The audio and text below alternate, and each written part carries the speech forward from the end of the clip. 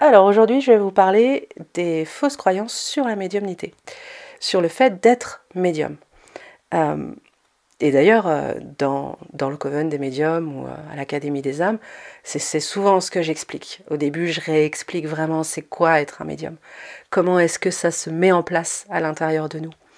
Parce que je regardais la dernière fois une série, et en fait, c'est bon, j'adore regarder des séries avec des médiums, avec des gens qui ont des pouvoirs, machin, etc. Et je regardais le truc et je me disais, waouh, comment j'aimerais trop être comme elle. Alors que je fais ça tous les jours, en fait. Donc, c'était assez drôle. Enfin, moi, ça m'a bien fait rire d'avoir cette réflexion qui était complètement à côté de la plaque. Et je me suis dit, ah bah, je fais comme mes élèves, c'est bien, super. Alors, je parle pas des trucs de fou, hein, je parle pas des trucs de télékinésie, pyrokinésie ou je ne sais quoi. Il s'agit pas de jeter du feu à travers les mains, mais vraiment d'avoir le côté flash médiumnique, information, etc. Et en fait, souvent c'est ça qui se passe. Quand on a en face de soi un médium, on a l'impression que la personne, elle voit tout, elle entend tout, elle sait tout. Alors qu'en fait, quand votre médiumnité, elle arrive, alors il y a des médiumnités qui se réveillent avec quand même des choses assez impactantes ou assez presque terrifiantes, j'aurais envie de dire, avec des flashs très forts, avec des sensations vraiment très très dérangeantes, des choses comme ça. Mais la plupart du temps, la médiumnité, c'est quelque chose qu'on va faire évoluer, qu'on va faire grandir. Et quand on parle de flash, c'est pas comme à la télé en fait. C'est pas le truc qui nous arrive comme dans Dead Zone, où d'un seul coup on voit tout le film de tout ce qui se passe. Et puis, non, c'est pas ça en fait. Marche pas comme ça. C'est beaucoup plus subtil que ça. Même la clairaudience, même si par moments on entend vraiment des phrases, des mots, comme on les entendrait avec nos oreilles concrètes, matérielles. En fait, quand on parle d'oreille subtile, d'œil subtil, de troisième œil, de vision, de ressenti, de flash, c'est quelque chose qui est ténu. C'est quelque chose qui est subtil, justement. Et dans le subtil, il y a ce côté impalpable et ce côté très peu... qui prend pas beaucoup de place, qui est pas puissant. Ça ne crie pas dans nos oreilles quand c'est de la clairaudience. Ça ne fait pas saigner les yeux quand c'est de la clairvoyance. Quand on a un flash, on peut avoir un flash sans savoir qu'on en a eu un. C'est ça qui va faire la différence. C'est-à-dire que la clairvoyance, par exemple, de voir quelque chose, ça va être une vision comme si cette vision se mettait par-dessus ce qui existe. Et on peut passer à côté, on peut ne pas le voir. C'est pas comme si je vous montrais une image. Si je vous montre une image, vous allez voir clairement. Il faut imaginer que la transparence est il y a 2% de visibilité. Voilà. Simplement, le médium, lui, il a appris à se faire confiance, à regarder et presque, j'aurais envie de dire, à attraper ce moment furtif de la vision. Parce qu'une vision, c'est furtif. C'est pas comme dans Charmed, t'es pas là accroché à ton siège, genre je suis en train d'avoir une vision, ça marche pas comme ça, t'as pas les trucs qui font là, t'as pris des psychotropes ou tu vois, il s'est passé un truc, t'es en pleine séance chamanique, c'est complètement différent. Moi je vous parle d'un médium comme la plupart des médiums qu'on peut croiser en Europe ou en France, qui ont un cabinet, qui vont lire les cartes, qui vont vous dire je vois ça, j'entends ceci, on est sur quelque chose de tout à fait humain dans un rapport d'énergie vibratoire classique. Et à ce moment-là, on est vraiment sur quelque chose de subtil, de léger. Et donc le médium, il apprend à faire confiance au ressenti qu'il a, qui n'est pas le ressenti habituel. À faire confiance à la vision qu'il a, qui n'est pas la vision habituelle, à ce petit plus sur ce qu'il est en train de regarder, à cette image derrière l'image, à ce son par-dessus le son ou derrière le son. C'est vraiment quelque chose qui va être presque imperceptible. Et en fait, le médium le capte parce qu'il rend cette imperceptibilité plus importante importante que la réalité. En séance, le médium va privilégier tout ce qui va être subtil plutôt que ce qui va être réel. La problématique souvent qu'on rencontre quand on veut développer sa médiumnité, c'est que on s'attend à ce que ce soit une image puissante. Et on voudrait que ce soit comme ça, parce que ce serait tellement plus clair. Bien sûr, tout le monde voudrait que ce soit comme ça. Ce serait tellement plus facile si d'un seul coup, la réalité s'effaçait au profit du message médiumnique. Bien sûr que ce serait génial, sauf que ça ne marche pas comme ça. La réalité ne s'efface pas. On fait avec la réalité.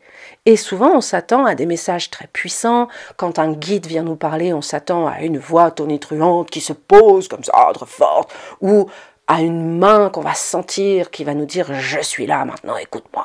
Mais ça ne marche pas du tout comme ça, d'autant plus avec les guides. Et donc du coup, la plupart du temps, on a l'impression de passer à côté du message.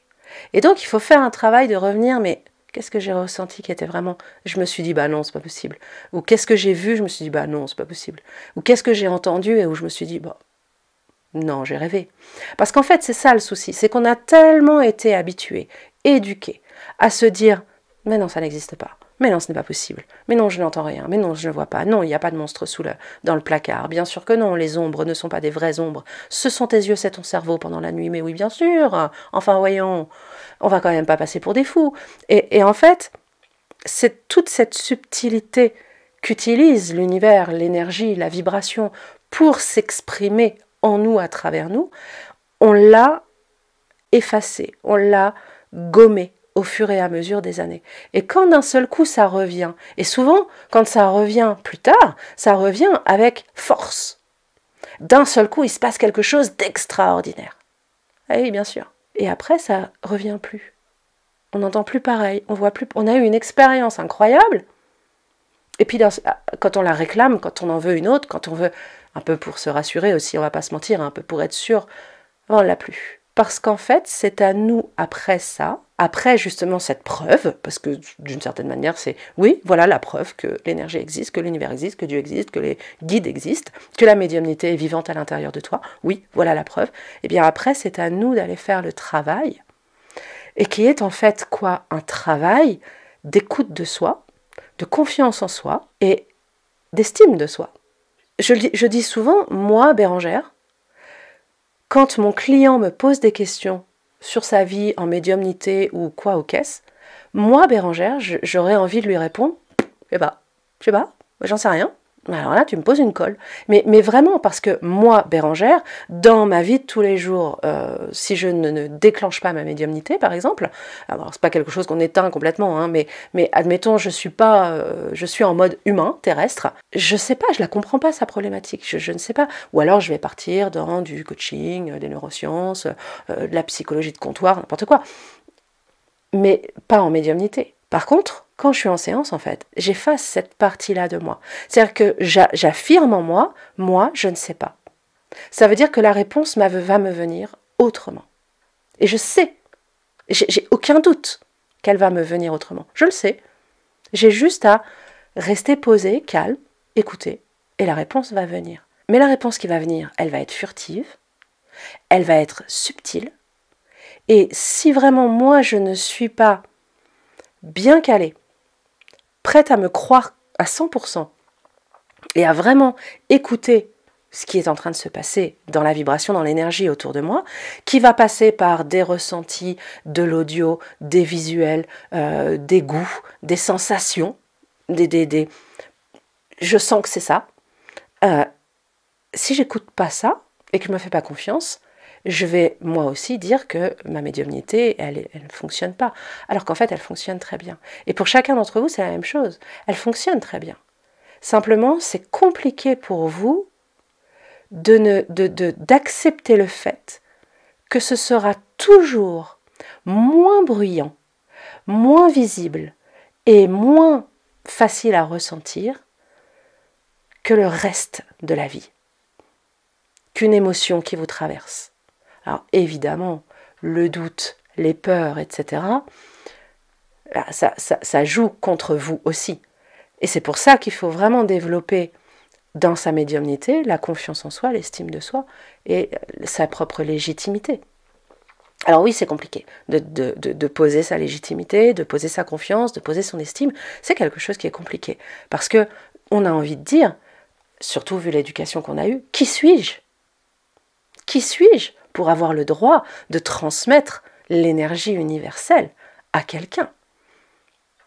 Je ne suis personne dans ce monde. Alors, c'est pas tout à fait vrai, d'accord? On a tous notre place et nous sommes tous... Dieu nous a fait à son image, hein, donc nous sommes tous Dieu qui s'exprime à travers un corps et une incarnation. Donc, la question de la légitimité, en vrai, elle est fausse. Derrière, ça va être vraiment la qualité du médium. La qualité, non pas parce qu'il reçoit mieux, plus vite et plus fort que tout le monde. Non, la qualité dans ce qu'il va transmettre, dans la pureté de ce qu'il va transmettre, dans sa propre capacité à remettre son mental en question, à remettre ses sensations en question, à s'assurer qu'il donne le bon message au bon moment à la bonne personne. Qu'il n'est pas en train de parler de lui, mais qu'il est bien en train de parler de son client, etc., etc. Mais voilà, la légitimité, elle est là.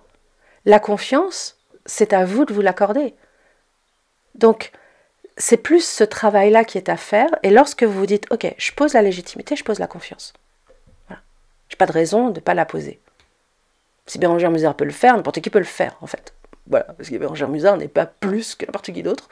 Donc, clairement, pas la peine de se comparer à qui que ce soit.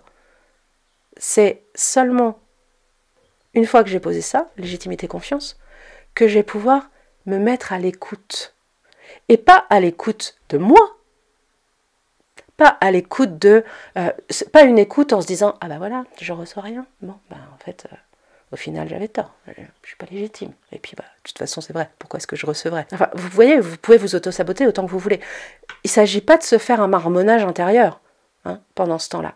Juste être à l'écoute.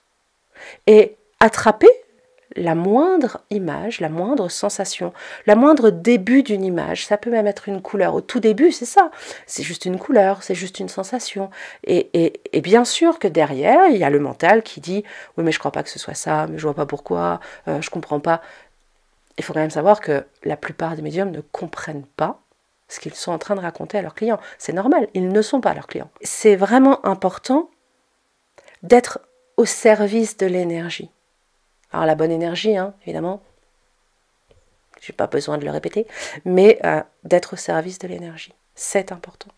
De lâcher l'ego, l'orgueil, les croyances limitantes, les trucs qui nous empêchent, alors qu'on a déjà eu une expérience, alors qu'on sait qu'on est capable. Mais ce qui est vraiment important, qui est le message de cette vidéo aujourd'hui, c'est ne vous attendez pas à des choses extraordinaires. Ne vous attendez pas à être secoué, emmené dans un autre espace-temps, avoir l'impression que vous quittez votre corps. La médiumnité, c'est pas ça. Alors, il y a des espaces médiumniques qui vont effectivement nécessiter une sortie de corps, qui vont nécessiter voilà, une forme de transe, etc. Mais la médiumnité du quotidien, j'ai envie de dire, c'est pas ça. Et la médiumnité du quotidien, vous en avez. C'est l'idée d'appeler quelqu'un, par exemple. Tiens, il faudrait que j'appelle telle personne. Ben, ça tombe bien, telle personne est en train de penser à vous. On est dans de la télépathie. Ben, la télépathie, c'est la médiumnité. Vous avez reçu une information et en fait, vous l'avez juste balayée de la main. Et vous ne l'avez même pas appelée en plus. Vous n'avez même pas écouté cette intuition-là. Donc, il y a plein de messages comme ça qui sont apportés. Et en fait, on a pris l'habitude de ne pas les croire. Vous devez faire le chemin inverse à partir d'aujourd'hui. Si vous voulez développer votre médiumnité, vous devez faire le chemin inverse, c'est-à-dire choisir de vous croire, d'avoir confiance et poser votre légitimité.